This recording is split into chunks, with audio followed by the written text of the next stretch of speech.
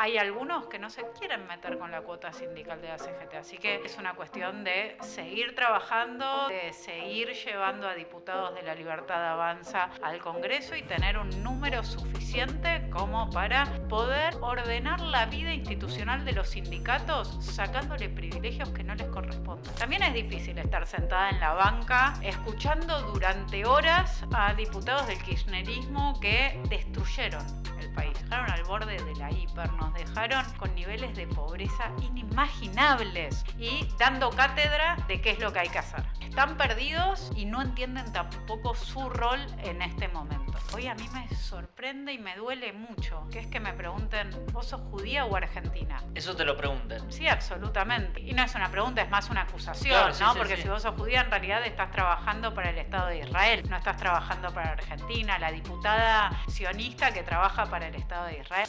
Hola amigos, ¿cómo están? Bienvenidos a una nueva entrevista aquí en Política Analizada. Mi nombre es Julián Galeano y hoy tenemos el placer de recibir a nuestros estudios por primera vez a la diputada nacional Sabrina Ahmechet. Bienvenida, gracias por venir, Sabrina. No, gracias por la invitación. Está bien pronunciado, soy medio 100%. particular con los apellidos, así que 100%, así es, Ahmechet. Ahmechet, muy bien. ¿Solés tener problemas o suele salir bien a la primera? Yo creo que cuando lo leen sí. está 100% ok. El miedo para cuando lo querés sacar afuera, claro. Cuando yo digo Sabrina Ahmechet, ¿cómo? Claro. Vas despacio, por favor. ¿Me lo deletreás? Es más, ya es tu apellido, te lo deletreo. Entonces claro. te ahorrás varios minutos de cualquier intercambio de errores, así que más fácil. AJMSHT, ya está, sale así, cantadito. Bien, te voy a decir Sabrina, me gusta que sea más que Obvio. lo podamos conversar, que sea más ameno todo. Sos diputada nacional actualmente de La Libertad Avanza, entraste por el PRO. ¿Cómo viene esa convivencia? ¿Cómo viene el cruzarte por los pasillos a Cristian Retondo, gente del PRO y vos ser de La Libertad Avanza? ¿Cómo viene eso? Para mí de forma absolutamente natural. La realidad es que yo tuve mi primer mandato completo en el PRO y fui en la renovación por La Libertad Avanza y me incorporé desde la primera sesión a La Libertad Avanza. Así que fui muy ordenadita, claro. pero más allá de eso yo creo que hay ideas compartidas. No tal vez de todo el PRO, pero sí de quienes estábamos en el PRO con Patricia Bullrich y que su pase a La Libertad Avanza fue vivido de forma muy natural en el 23 y quienes trabajamos con ella íbamos a ser parte, era una cuestión de tiempo. Pero como yo hago política por las ideas, la realidad es que me siento cómoda en donde estoy porque mis ideas son las mismas. Claro. Dentro de esas ideas votaste a favor de la reforma laboral. Con todos los dedos. Ahora, esa reforma laboral, la CGT dice que es inconstitucional. ¿A quién le hacemos caso? Sí, la CGT dice que es inconstitucional, pero antes que eso decía que era mala antes de que apareciera el proyecto, okay. ¿no? Entonces, sabemos que tenemos a los sindicatos, a la Central General de Trabajadores oponiéndose a cualquier reforma laboral, a cualquiera, porque no la habían visto y ya habían dicho que era mala. Tenemos también otra realidad, que es que más del 40% de los trabajadores en Argentina trabajan en negro. No tienen ningún tipo de formalización, es decir, no tienen ningún tipo de derecho. A mí hace muchos años me queda claro que los sindicatos están velando por los intereses de los sindicalistas, no de los trabajadores. Entonces, la verdad es que la CGT o que otros sindicatos aislados se opongan a la reforma no resulta hoy representativo. Bien. Sin embargo, muchos dicen, bueno, la guerra con la CGT y con los sindicatos arrancó muy fuerte cuando se debatía la reforma laboral. Sin embargo, esto de la cuota sindical sigue estando presente, algo que supuestamente se iba a sacar, al final quedó. ¿Cómo viste ese proceso? ¿Qué es lo que pasó en las negociaciones? No solo la cuota sindical, sino todo lo que tiene que ver con la democratización de los sindicatos, que para mí la Argentina, desde la ley Mucci fallida, nos debemos dar ese debate y ojalá lo podamos hacer pronto. Pero más allá de eso, las leyes salen con los votos que se juntan y no había votos suficientes. La verdad es que incluso entre los aliados que acompañaron esta ley hay algunos que no se quieren meter con la cuota sindical de la CGT. Así que ahí es una cuestión de seguir trabajando, de seguir llevando a diputados de La Libertad Avanza al Congreso y tener un número suficiente como para poder ordenar la vida institucional de los sindicatos sacándole privilegios que no les correspondan. Bien. ¿Sos historiadora o cómo es eso? ¿El título cuál es concretamente? Yo soy licenciada en Ciencia Política, después hice mi maestría y mi doctorado en Historia. Bien. Durante 15, 20 años tuve vida exclusivamente académica, daba clases en la universidad, investigaba y siempre lo hice en el campo de la historia, entonces claro, mi cabeza está un poco más si bien ambas disciplinas me formaron, mi cabeza está un poco más formateada en la historia política bien, que en la ciencia política más dura. Entonces, en base a eso, quiero guiar un poco algunas preguntas con respecto a eso, aprovechando que tenemos una doctora en historia para hablar del tema.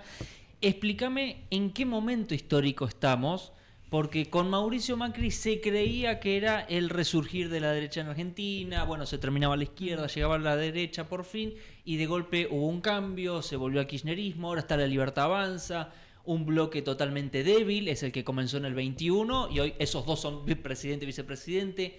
¿En qué momento histórico está la Argentina? En principio en uno muy interesante, en uno que nadie pudo pronosticar, porque nadie vio la llegada de Milei a la presidencia, y quienes podían jugar con la hipótesis de que llegara decían que no iba a tener gobernabilidad.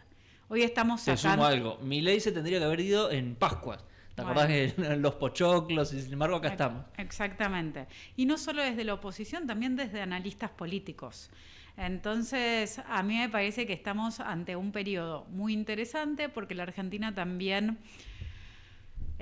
al menos desde mediados del siglo XX se estructuró mucho en un bipartidismo, que podía reordenarse, podía convertirse en bicoaliciones, pero que era un sistema bastante abierto en donde parecía que estos dos partidos o estas dos coaliciones se repartían los tiempos en el poder, obviamente con las interrupciones militares que sufrimos durante el siglo XX.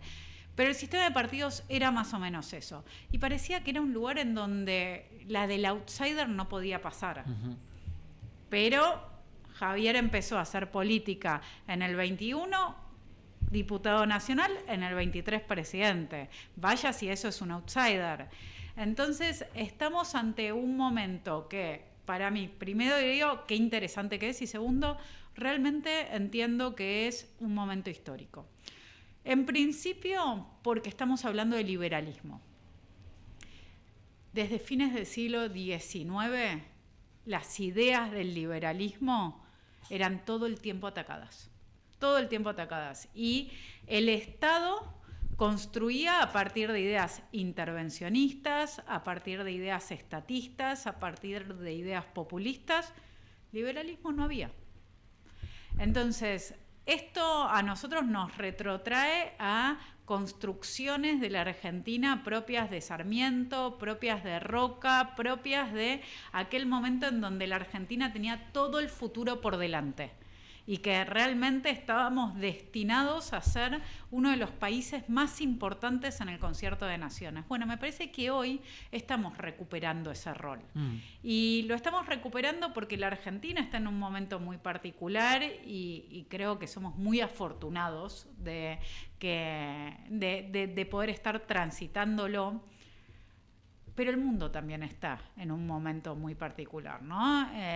Los organismos internacionales que organizaron a las naciones desde la salida de la Segunda Guerra Mundial hasta hoy, estoy pensando en Naciones Unidas, pero no solo en Naciones Unidas, hoy están fuertemente discutidos. Y están fuertemente discutidos por todos los errores que cometieron a lo largo de décadas, por llamarlo errores, ¿no? Sí. Estoy siendo un poco benevolente. Está siendo, muy simpática con la definición. Sí. Entonces también es un mundo que se está reconfigurando, en donde hay liderazgos muy importantes y nosotros tenemos la suerte que la Argentina, no solo por lo que estamos haciendo, la increíble transformación en materia económica, es decir, salir de un país populista y que la Argentina se transforme en un país liberal en lo económico, es extraordinario. Es extraordinario. Queremos que Venezuela siga ese camino, pero hoy no lo vimos.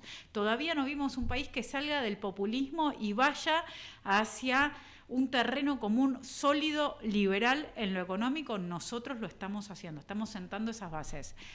Y por otro lado, las ideas de Milei son hoy ideas completamente a la vanguardia de lo que se está discutiendo en el mundo.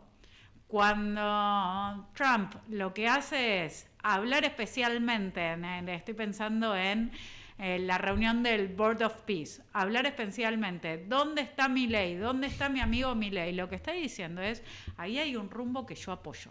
Ok. Y en ese rumbo que apoya, no estamos discutiendo tal vez ahí sí medidas económicas, porque Trump tiene medidas económicas mucho más cerradas para Estados Unidos que las que nosotros estamos aplicando acá en la Argentina. De lo que se está hablando es de ideas transformadoras, ideas de cambio, ideas de libertad, ideas occidentales. Y ahí el presidente Milei para mí es realmente uno de los líderes mundiales en ese cambio cultural. Uh-huh. ¿Y hay algo como historiadora, como política y como persona que del momento que se está viviendo te dé vértigo, te da ansiedad? Te cuento, por ejemplo, algo personal. A mí el tema de la salud es algo que me inquieta demasiado. Digo, tengo un hijo de 4 años que tengo la certeza que él va a vivir tranquilamente más de 100 años y cuando me pongo a pensar cómo puede ser un planeta para esa generación o para los sub-30, que también creo que tranquilamente pueden superar los 100, hay un montón de paraguas que se me abren que digo, ¿por dónde atacar? Tema jubilación, tema trabajo, tema subsidios, como que se empieza a abrir un montón de cosas y eso a mí me da vértigo. Vos como persona, como historiadora y como política, ¿hay algo que te inquiete, que te genere muchos pensamientos? Me genera responsabilidad más que vértigo. Me paro desde ese lugar porque el mundo se está transformando y a una velocidad que nunca vivimos antes. Para mí, el mundo hoy, con todo lo que tiene que ver con las transformaciones impulsadas por la inteligencia artificial, está en una revolución económica, social y cultural tan importante como la revolución industrial, solo que no lo estamos haciendo en el siglo XIX, a fines del 1800. Lo estamos viviendo ahora, en donde todo va muchísimo más rápido. Entonces, así como cambió la organización del trabajo, la organización social, la organización de la vida cotidiana de las personas cuando pasaron del artesanato o del campesinado a trabajar en fábricas y a vivir en ciudades, bueno, me parece que está cambiando de la misma forma estructural nuestra vida. Tal vez todavía no lo tenemos del todo asumido. Está pasando, no es que terminó de pasar, estamos como transitando eso, pero ahí sí siento que estamos, por un lado, ante una oportunidad única, pero también en un momento en el que va a necesitar de nosotros muchísima capacidad de adaptación. Yo no tengo una mirada negativa sobre lo que estamos viviendo, al revés, creo que hay muchas oportunidades, pero obvio que va a significar cambios muy importantes y eso significa readaptaciones que cuestan a veces. Bien, hablando de adaptaciones, definime qué es el peronismo hoy. Ya que sabes de historia, quiero también pensar a futuro. ¿Qué estás viendo al respecto de Fuerza Patria, el kirchnerismo, San José 1111? ¿Qué te despiertan esas palabras? Bueno, mi tesis doctoral fue sobre las reformas políticas durante el primer peronismo. Yo trabajé muchísimo con el Perón del 46 al 55, con sus ideas políticas, con la forma en la que él imaginaba que se tenía que organizar el Estado y la sociedad. ¿Y te hiciste peronista? Nunca. Nunca. Empecé siendo antiperonista. Y se confirmó. Tuve más argumentos. Ordené todos los argumentos. O sea, la tesis no te peronizó. No. En absoluto. Ordenó las intuiciones que tenía, las llenó de fundamento, de pruebas, claro, de fuentes, de argumentos. Pero yo lo que vi ahí es básicamente lo voy a decir así, lo mismo que pude ver con Cariñano en la última sesión de diputados cuando desenchufaba los cables para tratar de sabotear la sesión. El peronismo, cuando quiere acceder al poder para gobernar como si fuera el único partido que tiene legitimidad para hacerlo. Y cuando no gobierna, y cuando no tiene mayorías, y cuando los números no le alcanza para imponerse, lo que quiere hacer es sabotear. Lo vimos muchísimas veces. Y volviendo a tu pregunta inicial, desde ese peronismo del 46, con las transformaciones de los 70 y después en lo que se convierte el peronismo a partir del 83 y el retorno democrático y del surgimiento del kirchnerismo y todo, creo que hoy están en el momento más confuso. Los veo muy perdidos, los veo muy lejos de la sociedad. En el debate de la reforma laboral, por ejemplo, los vi defendiendo una sociedad que ya no existe, una sociedad que se organiza laboralmente de forma industrial. Cuando salimos a la calle, hablamos con la gente no solo de la ciudad de Buenos Aires, en todo el país, las formas en las que laburamos son otras. Y en ese sentido me parece que más allá de las internas, el peronismo les encanta hacer un gran paraguas porque saben que ese gran paraguas les sirve para ganar, es la herramienta que les permite conquistar el poder, pero adentro de eso logran convivir ideas muy diferentes. La de Cámpora, la de Massa, la de Alberto Fernández, la de los diferentes liderazgos, la de Kicillof, la de Cristina, la de los diferentes liderazgos que están siempre en competencia hasta que llegan al poder y se ordenan porque, eso sí, funcionan de forma absolutamente vertical. Hoy yo los veo perdidos como nunca. Y otro ejemplo de eso es lo que pasó, ya no por parte de dirigentes, pero sí de simpatizantes. Estoy pensando, por ejemplo, en Mengolini y en su programa de radio, que hace algunos días dijeron, che, yo estoy para sumarme a Montoneros. Si viene la guerrilla, si se toman las armas desde el peronismo, cuenten conmigo. Y eso es una barbaridad. Eso demuestra lo perdidos que están estos tipos ideológicamente. No solo porque no logran representar a través de las ideas y los intereses que tienen las personas, sino que encima les parece, no sé, o gracioso, pongámoslo, miremoslo con buenos ojos, o virtuoso, ir al momento más crítico de violencia política que tuvo nuestro país. Así que perdidísimos los veo. Sí, sí, perdidísimos, y con respecto a eso de un nivel de ignorancia también que es muy llamativo. Era Malena Pichot y su argumento era como que ya no sabía cómo expresar su bronca, cómo canalizar su desencanto con el presente, y bueno, vamos a las armas. Conclusión, armas. Sí. No me votan, así que yo el poder lo agarro igual. Claro, desenchufo un micrófono, voy a las armas, o sea, siempre vamos al extremo. Sí, absoluta. Sí, al no respeto democrático. No sé, porque formas de ir al extremo hay muchas. Esto quiero ponerle las palabras porque también es difícil estar sentada en la banca escuchando durante horas a diputados del kirchnerismo que destruyeron el país, lo destruyeron, nos dejaron al borde de la hiper, nos dejaron con niveles de pobreza inimaginables para nuestro país y dando cátedra de qué es lo que hay que hacer, ¿no? Sí. Entonces, están perdidos y no entienden tampoco su rol en este momento. Una pregunta muy personal. ¿Cómo aguantás una sesión? Porque yo la miro por YouTube y ya no la aguanto la sesión. Es como que pasan una hora y digo, no quiero dedicarme al deporte, a otra cosa, a la gastronomía. No me quiero imaginar lo ensordecedor que debe ser estar ahí adentro, tantas horas de debate, y muchas veces debate muchas veces ni siquiera debate, es escuchar gritos, porque ni siquiera es un intercambio de ideas constructivo, bueno, debatamos, vamos con este punto, no es te ataco, te digo lo peor que se me pueda ocurrir, busco el reel viral. ¿Cómo se aguanta una sesión? Primero, con el orgullo que me da estar representando. Para mí es un honor ser diputada, es un lugar que lamentablemente creo que no todos los diputados honran, porque si lo honraran no tendrían el tipo de comportamiento que muchas veces nos avergüenza en el recinto. Y a mí lo que escuchar ideas diferentes está ok. Eso es parlamentar, ¿no? Ujú. Hubo un artículo de Fernando Iglesias que a mí me gustó cuando él dejó de ser diputado. Si yo no me confundo, Fernando tuvo 3 mandatos. Y antes de irse ahora de embajador, escribió un artículo en Seúl en donde habló un poco sobre las diferentes formas que hay de ser diputado. Y es absolutamente así. Hay diputados que tal vez nos copa más el laburo parlamentario y más técnico y somos un poco más nerds y estamos ahí en la construcción de los textos de las leyes. Hay otros que tienen más laburo territorial, hay quienes hacen medios, hay muchas formas de ser diputado. Lo que lamentablemente pasa es que hay muchos que no honran ninguna de las posibles formas de ejercer ese rol.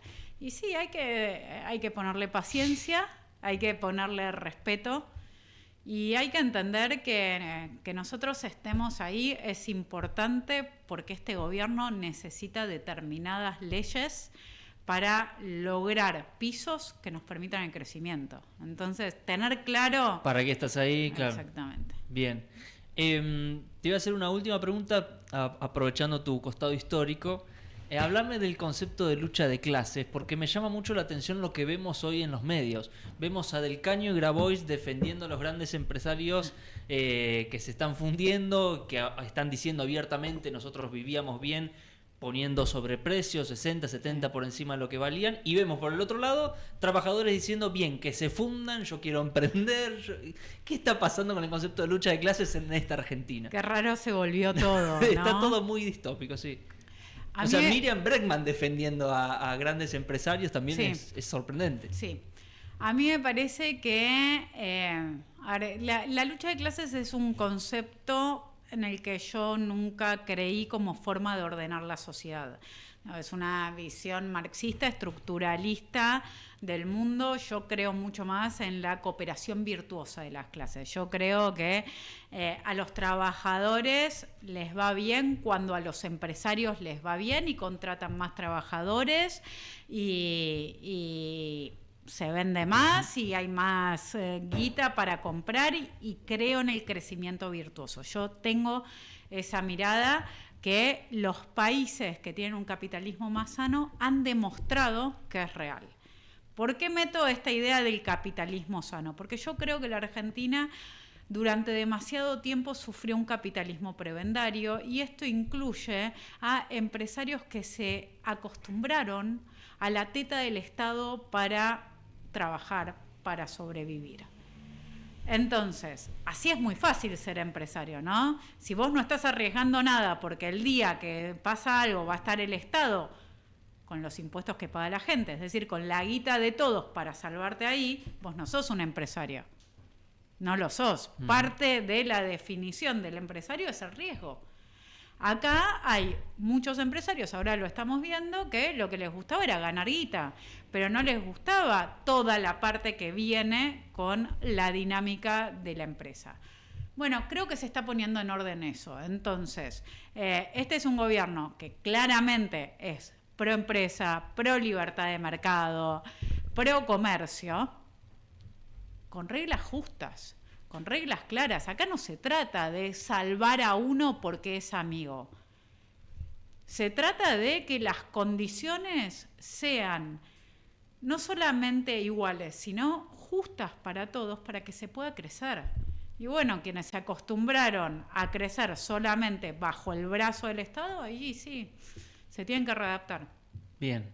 Y los que los defienden son esos, ¿no? Sí, claro. Porque es el kirchnerismo el que está defendiendo hoy a esas empresas que vivieron de la ayuda estatal. Uh-huh. El mismo grupo que no ponía el grito en el cielo como ahora, con el 200% de inflación, que decía antes se podía vivir mejor. Una locura. Pero sabemos cómo son, sabemos cómo empiezan. La pobreza en Argentina existe cuando no gobierna el peronismo para ellos, lo mismo sucede, nadie está reconociendo y acá es donde yo veo que están muy lejos de lo que pasa con la ciudadanía. No reconocen como logro la baja de la inflación. Uh-huh. Y a todos nos gustaría ya estar en un dígito, o sea, pero está claro que todos vivimos mejor gracias a que se evitó la hiper a la que íbamos derechito y se trabajó muchísimo para estabilizar la situación y se sigue trabajando para llegar al objetivo de un dígito o soñado de cero inflación. Pero más allá de eso, decís, che, esto nos beneficia a todos, ¿cómo podés estar en contra? Y están en contra. Bien. Me gustaría cambiar un poco el tema y hablar sobre la comunidad judía en Argentina. Uh-huh. Es algo que me llama poderosamente la atención, el antisemitismo en Argentina.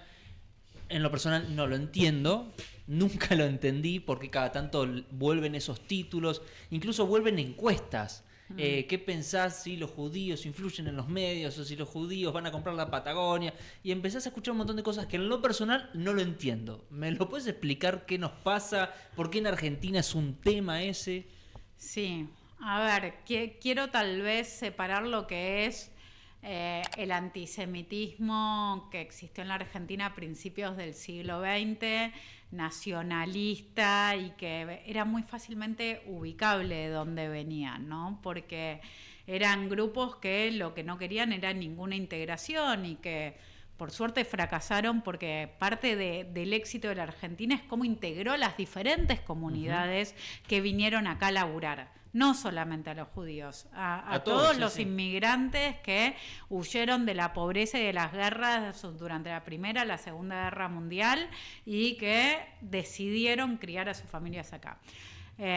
Los judíos que llegaron en esa época, incluyo ahí a mi familia, vinieron acá a tener una vida, a criar a sus hijos, a ver a sus nietos crecer. Y lo primero que hicieron es nunca ponernos en una situación que hoy a mí me sorprende y me duele mucho vivir, que es que me pregunten, ¿vos sos judía o argentina? No entiendo. Eso te lo preguntan. Sí, absolutamente. Okay. Y no es una pregunta, es más una acusación, claro, ¿no? Sí, porque si vos sos judía, en realidad estás trabajando para el Estado de Israel, no estás trabajando para Argentina. La diputada sionista que trabaja para el Estado de Israel. Digo, ahí ¿pero hay en un montón qué contexto te hacen ese tipo de preguntas? No, bueno, es algo que surge, digo, en redes sociales. Claro. Aparece todo el tiempo, andar a representar a tu país. Yo tengo una sola nacionalidad, es Argentina, y es ridículo que lo tenga que decir, ¿no? Como siempre nací acá, siempre viví acá, soy 100% argentina, ni siquiera tengo doble ciudadanía, claro. Doble, como pueden tener muchísimos argentinos. Que tampoco sería un problema. En absoluto, en absoluto. Pero a esas personas nadie le pregunta, che, ¿vos sos italiano o argentino? Claro. Che, ¿vos sos español o argentino? Entonces, la pregunta es, ¿por qué hay algunas cosas que se piensan solamente con el judaísmo o por qué hay algunas cosas que se piensan solamente con el Estado de Israel? Y ahí lo que me parece es que nosotros en este momento estamos viviendo un antisemitismo diferente al que marcaba de la Semana Trágica y comienzos del siglo XX, que es un antisemitismo que viene más desde las ideas progres. Uh-huh. Y es un antisemitismo que quiere eliminar a Israel del mapa, no se mete con ningún otro país del mundo, solo lo único que le interesa es eliminar a Israel del mapa, pero te dice, no, yo no soy antisemita, soy antisionista, porque mi problema no es con los judíos, es con Israel. Che, pará, ¿no te das cuenta que tu problema es con el único Estado judío que existe en el mundo? Hay una relación ahí. Y lamentablemente desde los ataques de Hamás del 7 de octubre del 2023 se destapó una olla de antisemitismo que yo no creo que haya nacido en ese momento, creo que estaba, pero que se empezó a expresar hasta el punto tal de que yo creo que hoy tiene una parte cool ser antisemita. Y el antisemitismo como humanidad nos llevó a Auschwitz, nos llevó a la matanza de 6 millones de personas, nos llevó a un lugar de miserabilidad de la raza humana del cual yo pensé que habíamos aprendido. Y hoy no está tan claro eso. Entonces creo que en nuestro país, que hay una comunidad judía fuerte, organizada, integrada, en donde los judíos siempre hemos vivido bien, en donde los judíos... hay otros países de Latinoamérica que tal vez los judíos están muy cerrados, muy, en México, en Perú, en donde son comunidades más chicas, tal vez son más conservadores, más ortodoxos y se casan entre ellos, trabajan entre ellos. No se integran al resto de la comunidad. Nosotros tenemos un país en donde la comunidad judía está absolutamente integrada. Entonces, en esa convivencia que nuestro país trabajó tanto desde el diálogo interreligioso, desde lo cultural, desde lo social, me parece que lo que tenemos que hacer es estar muy atentos y luchar en contra de cada expresión antisemita, porque no podemos tolerarla, porque aparte, cuando hoy en día se está yendo en contra de los judíos y se está yendo en contra de Israel, en realidad se está yendo en contra de Occidente, porque tampoco lo que pasa acá en la Argentina lo podemos separar del todo de lo que está pasando en Europa, por ejemplo.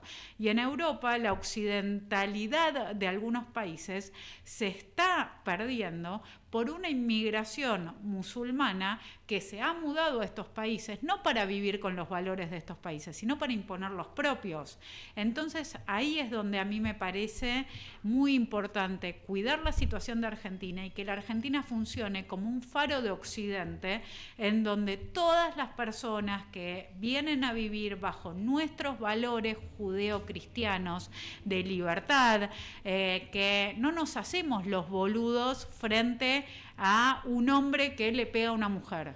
No vamos a creer en leyes talibanas en donde hay mayor castigo por tratar mal a un animal que a una mujer, por ejercer violencia contra la mujer, por prohibirle estudiar, por determinar a qué edad y con quién se casa. Todos esos valores para nosotros son valores que hacen a la libertad y que son absolutamente compartidos e iguales para hombres y para mujeres. Entonces, es algo que en la Argentina es natural y que tenemos que trabajar para que lo siga siendo. Porque si miramos otros países, eso que antes era así en otros países, dejó de serlo. Sabrina, en las últimas semanas reflotó un tema que me llamó la atención, lo había olvidado, y me parece interesante preguntarte por el tema de Malvinas. Para quienes quizás no lo sepan, hiciste una serie de tweets en el año 2012 y después en el año, creo, corregime, 19 o 21, hiciste como un artículo y a donde volviste a hablar del tema aclarando tu posición real.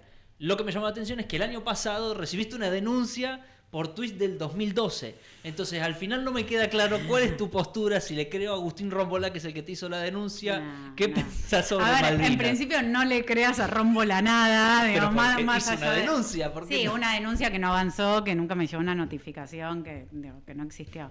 Esos tweets fueron malintencionadamente sacados completamente de contextos y manipulados políticamente. Yo asumí en el 21 y lo sigo haciendo hoy, respetando nuestra Constitución de forma completa y la defensa de la posición argentina por las Islas Malvinas es parte de la Argentina. Entonces, si vos me preguntabas realmente, seguir siendo apurada por tweets, de nuevo, del 2012, sacados de contexto, bueno, ¿tienen algo para decir sobre lo que laburé en política durante los 4 últimos años? Discutamos sobre eso. Bien, sí, porque cuando uno se pone a ver el tema es como hay una obsesión por esa parte, entonces es como que, bueno, ¿en qué quedamos al final? Siento que esos tweets, de nuevo, recortados malintencionadamente, es con lo que me pueden pegar. Claro. Vení acá, no es que empecé ayer a hacer política. Estoy sentada en mi banca hace 4 años y 3 meses. Discutime políticamente. Bien, perfecto. Y hablando de discutir políticamente, ya para cerrar, ¿qué se viene para este 2026 en la Cámara de Diputados, puntualmente, que es donde vos estás? ¿Qué proyectos tiene la Libertad Avanza? ¿Cuáles son los objetivos legislativos para este año? Tenemos que bajar impuestos, entonces posiblemente una reforma tributaria en el momento en el que el Ejecutivo la considere viable va a ser algo que desde el bloque de la Libertad Avanza vamos a trabajar con mucho entusiasmo. Se viene hablando también de una reforma en educación profunda. Es muy triste la situación a la que hemos llegado nosotros, el país de Sarmiento. hoy en día la Argentina, entonces nuestra educación necesita ser repensada. Bien. ¿Lo ves creciendo el bloque de diputados de La Libertad Avanza este año? ¿Qué proyectas? Está creciendo. Está creciendo todo el tiempo, está creciendo el bloque de diputados, está creciendo el bloque del Senado. Estamos en la mejor situación al día de la fecha. Quiero incluir al Senado en esto porque es realmente histórico que el peronismo haya perdido la primera minoría y que no tenga autoridades hoy en la Cámara. Desde el 83 para acá eso jamás había pasado y fueron los grandes obstaculizadores de muchas reformas que el país necesita. Entonces, hoy todavía tenemos un número que no es suficiente para sacar leyes, tenemos que trabajar mucho con nuestros aliados que nos acompañaron claramente en reforma laboral, en régimen penal juvenil, y yo creo que este esquema se va a seguir fortaleciendo. Bien, perfecto. Bueno, Sabrina, muchísimas gracias por venir, un placer y gracias por haber respondido todas las preguntas. Un placer estar acá, muchísimas gracias. Gracias. Y gracias a vos por estar ahí del otro lado. Recordá de suscribirte, activar la campanita y nos vemos en la próxima entrevista aquí en Política Analizada.